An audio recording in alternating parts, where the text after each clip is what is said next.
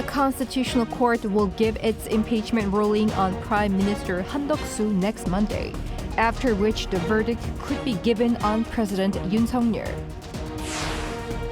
A bipartisan pension reform bill was approved by the Assembly today, in what will be the first major change in nearly 2 decades. Both the premium and return rates will go up. The U.S. Federal Reserve held its key rate steady for the second time in a row, while it forecasts slower economic growth and higher inflation caused by tariffs. It's March 20th, 8 p.m. in Seoul. This is Newscenter. Thank you for joining us. I'm Yoon Min. The Constitutional Court will not be ruling on President Yoon's impeachment this week. But the judicial bench says it'll deliver its verdict on Prime Minister Han Duck-soo's impeachment first. Our correspondent Oh Soo-young explains how this affects the schedule of the court's top-level case. The Constitutional Court will rule on Prime Minister Han Duck-soo's impeachment on Monday, likely before revealing the date for President Yoon Suk-yeol's impeachment verdict. On Thursday, the court notified the media that the 8-member bench will deliver its decision on whether or not to uphold the National Assembly's motion to remove the PM from office. In late December, the National Assembly, with an opposition party majority, pushed through an impeachment motion against Han. It accused him of abetting President Yoon's December 3rd martial law and refusing to approve the appointments of 3 Constitutional Court justices. If the Constitutional Court dismisses the impeachment, Han Duck-soo will immediately resume his duties as Prime Minister and acting President. As Han's case is largely relevant to the President's impeachment, it seems the court has deliberated on it first. Yoon's ruling date, however, is unlikely to be announced this week, according to one official. As the court usually gives at least 2 days of notice in advance and tends not to schedule ruling dates consecutively, this means the President's impeachment verdict could be delivered on Wednesday at the earliest. For over 3 weeks, the justices have been convening every day to deliberate on the top-level case, a record period of time compared to past presidential impeachment cases. Park Geun-hye's ruling was out 14 days after her final trial hearing and Roh Moo-hyun's 11 days. It seems the justices are highly conscious that their constitutional decision could have explosive political and social ramifications as protests for and against impeachment grow more ferocious by the day. A poll released on Thursday shows 60% of some 1,000 people surveyed believe the court should uphold Yoon's impeachment, while 35% believe the president should return to office. 57% forecast the court will choose to impeach Yoon, while 34% believe his case will be dismissed. Those supporting Yoon's impeachment wish to quickly trigger a snap presidential election, which polls show would largely favour opposition Democratic Party leader Lee Jae-myung. Meanwhile, conservatives, including Yoon supporters, are calling for the case to be dismissed, or for the court to deliver a ruling after Lee Jae-myung's own verdict on one of his 5 criminal cases next Tuesday. Experts say the judicial bench is likely fine-tuning the judgment on Yoon's case to ensure it can be broadly accepted by a highly polarised public. With various overlaps in the grounds for impeachment between Yoon and Han's respective cases, the court's ruling on the PM's trial may provide insights into how the justices are deliberating on the president's impeachment. Oh Soo-young, Arirang News. A reform bill that would affect the lives of pension payers in the country was approved today upon bipartisan agreement. In what will be the first pension reform in almost 2 decades, workers will pay more and ultimately get more after they retire. Our political correspondent Kim Do-yeon explains. Pay more and get more. On Thursday, the National Assembly passed a bill changing the national pension system that will raise the insurance premium to an eventual 13% over the next 8 years, while the nominal income replacement rate will be raised to 43% from the current 41.5% starting next year. This is a first reform in 18 years. At a time of heightened tension and deep conflict, it was truly a valuable process for both the ruling and opposition parties to come together with a focus on the lives of the people. I believe this is a significant matter that will be greatly recorded in our political and social history. In addition to this, the two parties agreed to give more credit months. Those who serve mandatory military service will now receive 12 additional months in their pension credit instead of 6. Women who give birth will also receive credits. For the first 2 children, it will be 12 months each, while starting from the 3rd child, it'll be 18 months. It took 18 years for these new changes to the pension system because it's a sensitive issue that requires agreements across the aisle, generations, and working classes. But it's something that needs to be done as the fund will be depleted due to aging population and low birth rate. The new changes, however, only push back the depletion time by 10 years to 2055. Because of this, more changes will be made and a special committee will be formed. The committee, chaired by the ruling People Power Party, will be made of 13 members, 6 from the PPP, 6 from the main opposition Democratic Party of Korea, and 1 from a minor party. The members will discuss structural reform issues, including the revision of the multi-layered income security system linked to pensions, such as basic, retirement, and private pensions, as well as financial stability concerns. Kim Do-yeon, Arirang News. The U.S. Federal Reserve is holding its key rate steady for the second session in a row amid concerns over slower growth and higher inflation as the U.S. adapts to tougher Trump tariffs. Lee Soo-jin reports. The U.S. Federal Reserve has decided to once again keep its benchmark interest rate unchanged, but signal potential rate cuts in future meetings. In its second monetary policy meeting of the year on Wednesday, the central bank kept its key borrowing rate steady at its current range of 4.25% to 4.5%.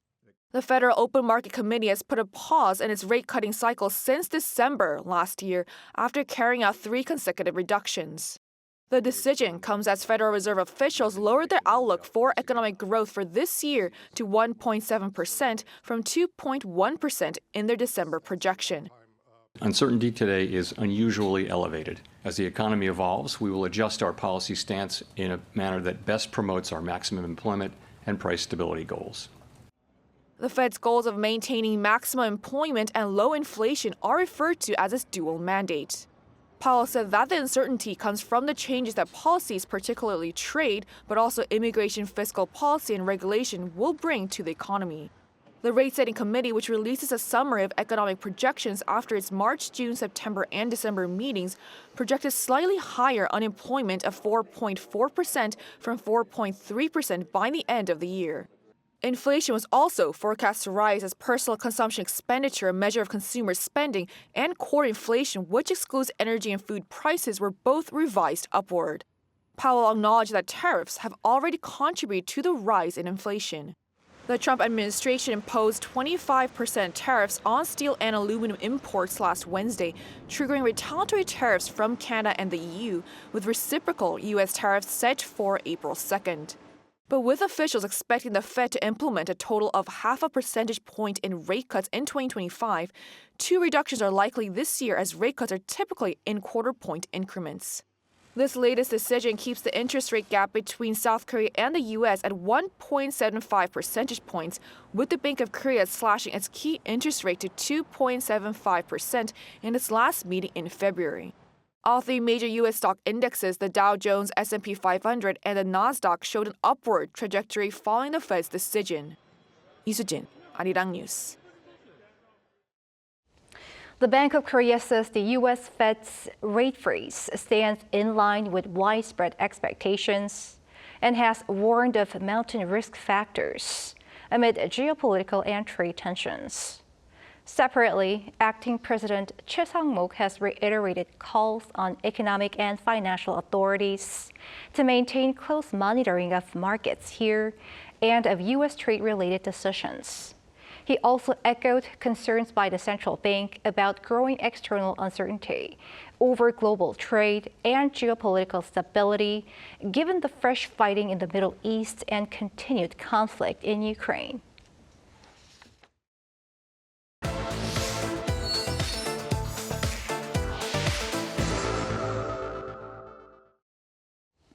The deliberation process at the Constitutional Court takes longer than expected as to the political fates of President Yoon as it extends into next week. Today, we take a look at its ramifications on the economy. Our economics correspondent Moon Hae-ryun joins us in the studio. Hae-ryun, to start off, does the current situation affect South Korea's growth projections for the year ahead? Right, Jung-min. So as we prepare to wrap up the first quarter of the year, major economic institutions have come out with economic growth projections for 2025, and thus far the outlook looks gloomy. Both the Bank of Korea and the state-run Korea Development Institute have revised their economic growth forecast downward from their previous projections last November, citing weak domestic demand fueled by political uncertainty. Domestic demand refers to the total amount spent on goods and services by people, companies, and the government, and low domestic demand can hinder economic growth. In short, everyone is tightening their purse strings, and this was reflected in recent data on consumer sentiment and consumer spending.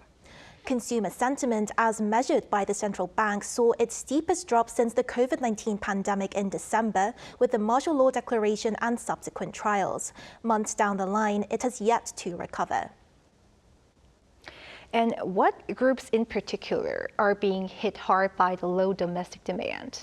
So despite the nationals' Seollal holiday in January, which typically tends to boost spending, consumer spending actually declined. So rising costs of raw materials and ingredients have only exacerbated the situation, hitting small business owners, particularly restaurants, the hardest. If political instability drags on, it's hard to predict an economic recovery in the future. So when consumers feel uncertain, they tend to cut back on spending. One of the first things they cut out is dining out. This small restaurant, once packed at lunchtime, now sits idle. The owner says sales have plunged since December. Since December, most reservations have been cancelled. At first, sales dropped to about a third of previous levels, but recently they've plunged to nearly half or even two-thirds. And this is just one of many. According to Statistics Korea, the number of small business owners in the country fell for the first time in January since 2021, alongside a big drop in production in the dining industry.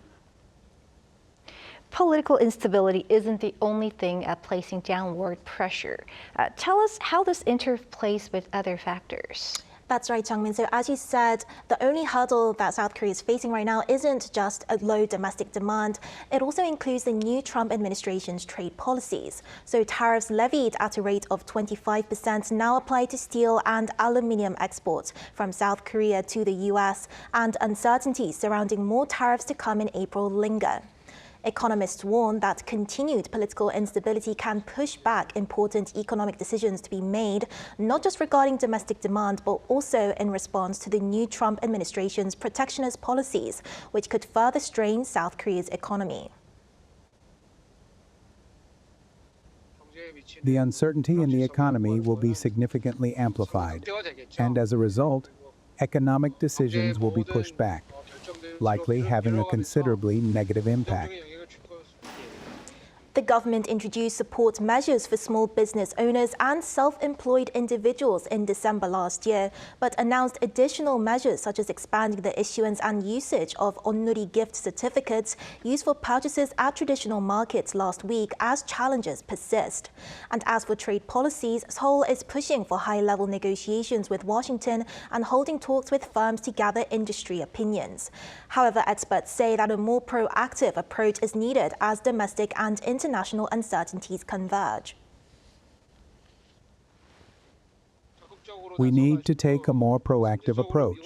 If there are U.S. goods or services we plan to purchase, we should buy them in advance, and companies with investment plans should consider moving them up. This could help mitigate the effects of the Trump administration's trade policies. Right now, our economy is facing even greater challenges than in the past, partly due to a lack of strong fiscal policy. All right, Hae-ryun, thanks for the report. Thank you for having me.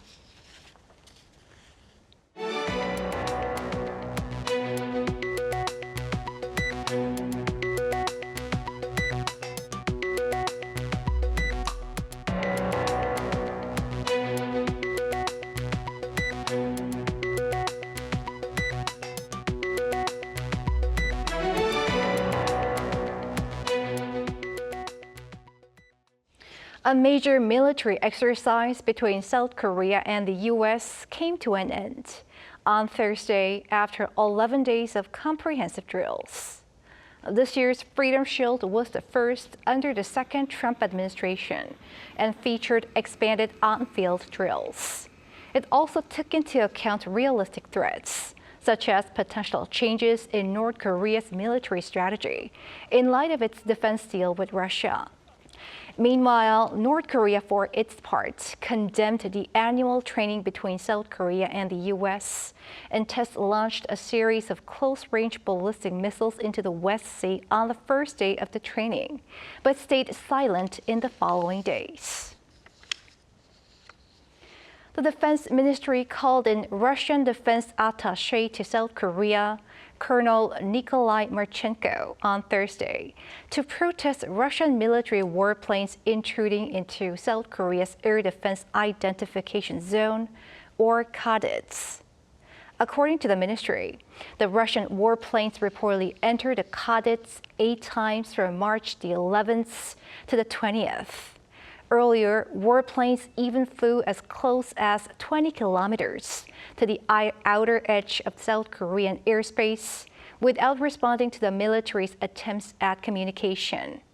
In response, the Air Force scrambled fighter jets in accordance with international law. The Defense Ministry strongly protested the incidents and urged measures to prevent any recurrence. Ukrainian President Volodymyr Zelenskyy agrees to a partial ceasefire with the Kremlin on energy and infrastructure during talks on the phone with U.S. President Donald Trump. Choi Soo-hyung has the latest. U.S. President Trump and Ukraine's President Zelenskyy have had a direct phone call to talk about a ceasefire between Russia and Ukraine.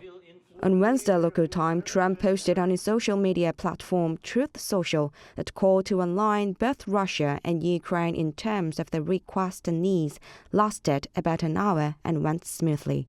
Trump said Zelenskyy also agreed on a partial ceasefire for energy and infrastructure facilities.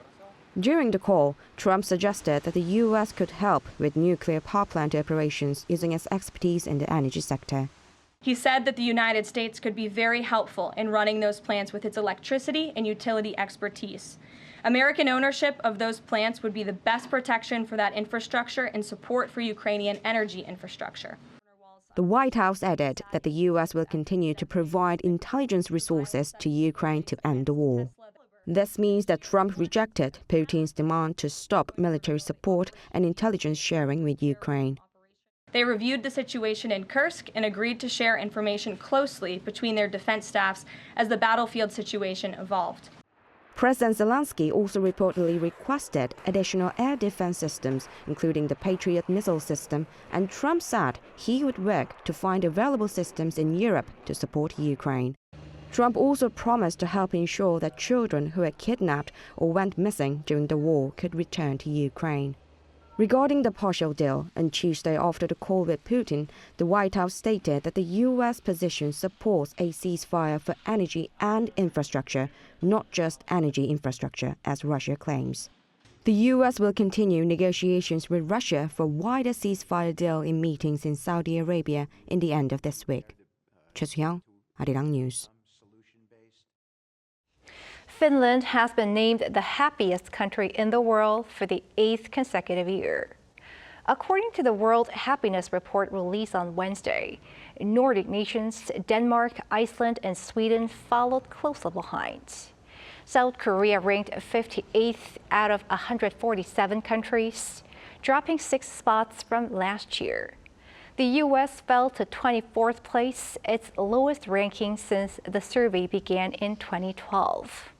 Researchers link declining happiness in the U.S.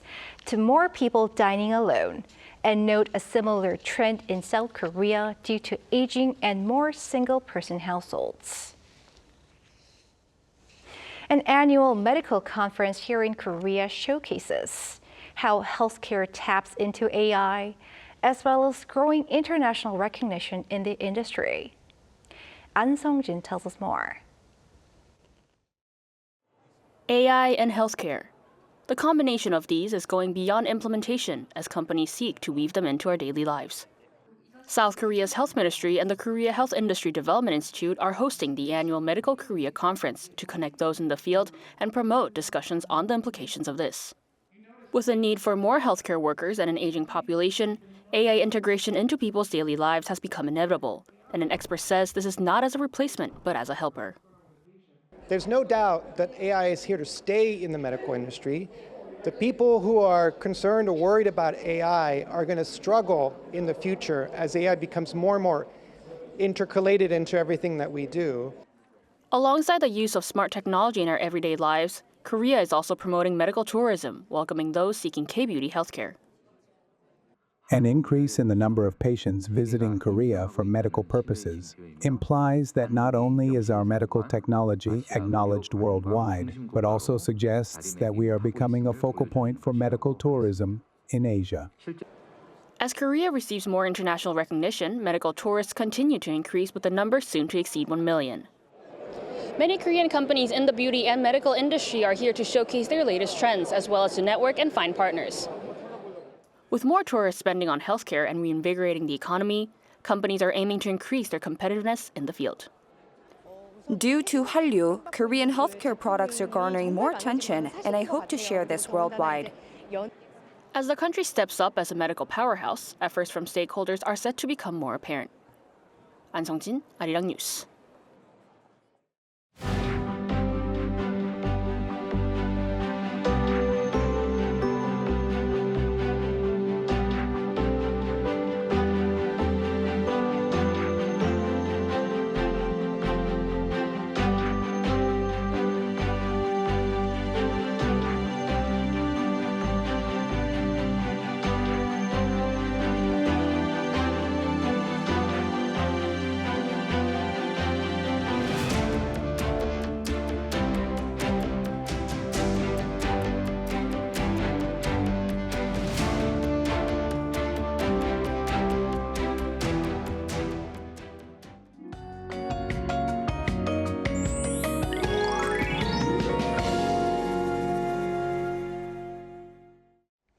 The spring cold that gripped much of Korea for the last few days has eased as we are welcoming spring equinox today.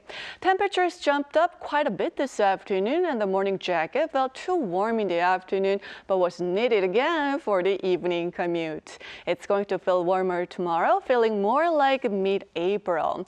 Now, in terms of air quality, the smog that moved into western regions and parts of Gangwon-do today is forecast to remain high through tomorrow, so be sure to keep a face mask handy. Tomorrow morning should be more manageable under sunny skies, with most parts beginning the day in single figures. Then there will be a big jump in highs, getting up to 18 degrees Celsius in the capital, and Chuncheon, Daegu, Gyeongju will be topping out at 22 degrees Celsius. By the weekend, it's going to feel more like the end of April. On Sunday, topping out at 21 degrees Celsius in the capital. And hopefully, the air quality is not too bad. Well, that's Korea for you, and here's a look at the international weather conditions.